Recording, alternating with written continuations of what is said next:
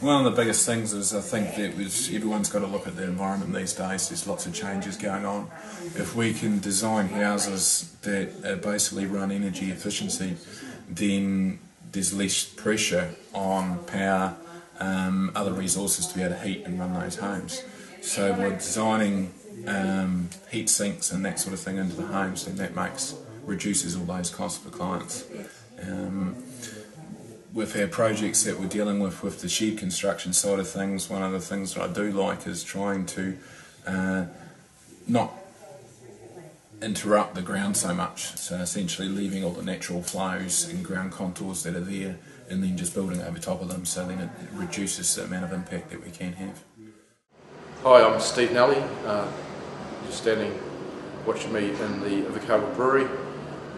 We've had environmental ideas right through our whole business for a sustainability perspective. We have in our charter, we have environmental as trying to become New Zealand's first zero carbon brewery.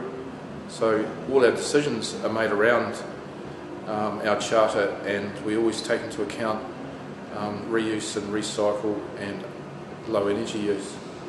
We also, there's this new brewery, we've used as much recycled equipment as possible that's been updated for our use. The reuse of stainless steel that is abundant in Southland and turning it into usable gear. We also use what we call beer in a box. We fill a bladder with beer and we send it away. It reduces the need for the box to come back, or the keg to come back. We also encourage people to reuse their glassware for filling in our bottle store. So you can come and get an old piece of glass, an old flagon, you can fill it and keep reusing it. We encourage this. We also have wine on tap, which once again encourages people to reuse. What else? We split all our waste so we can recycle as much as possible. The waste malt from the process goes to a cattle farmer, and we've also got the empty sacks that the malt comes in. Someone comes along and reuses them for firewood. So anything that we can reuse, we can. We will.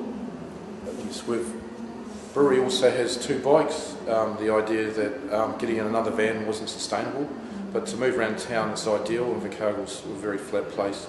It's very easy to do business on a push bike. If not, we're nice and close to town, so it's a walk instead of a drive. All our ingredients we source as close as possible to us. There are some products that have to come from overseas.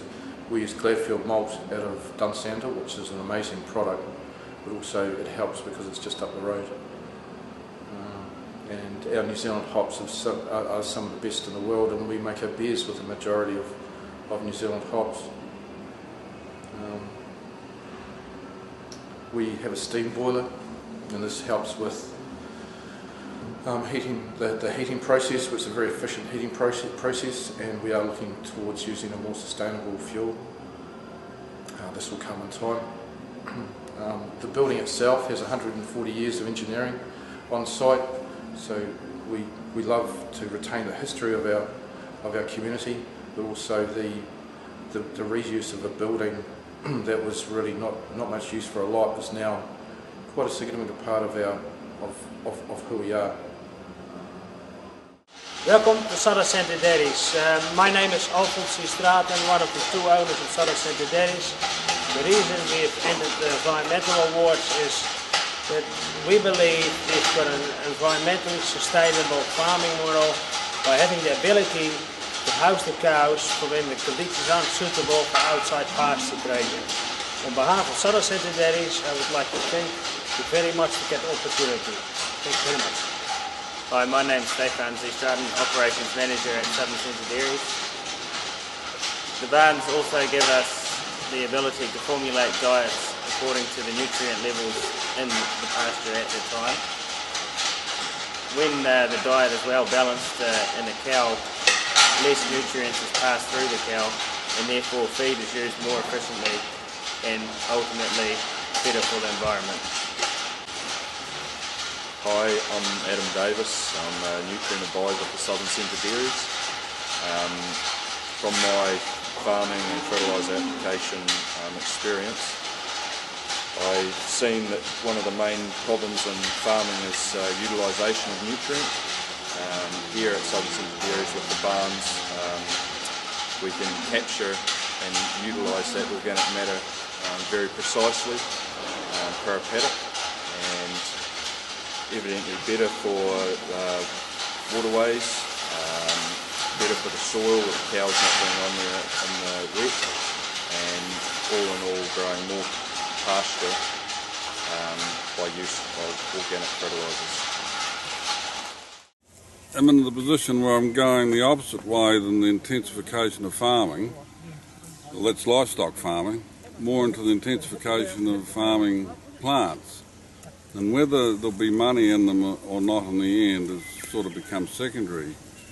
But I must say that in saying that, we can make a good income out of seed of certain species, so not all is lost.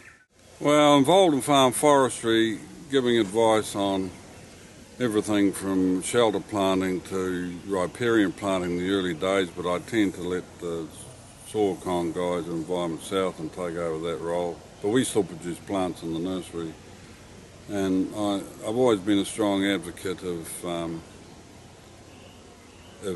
protecting waterways ever since I can remember. I'm not a born-again environmentalist. I've had it ever since day one, probably through my father. If you're in a straight pastoral farming, the environment you've got is only something like 10 to 15 centimetres of soil and grass, but in these trees here, I've increased the potential biodiversity by 100, 200-fold. That's the potential of it, and we can hear birds in here now, so they wouldn't be here, it would just be a paddock.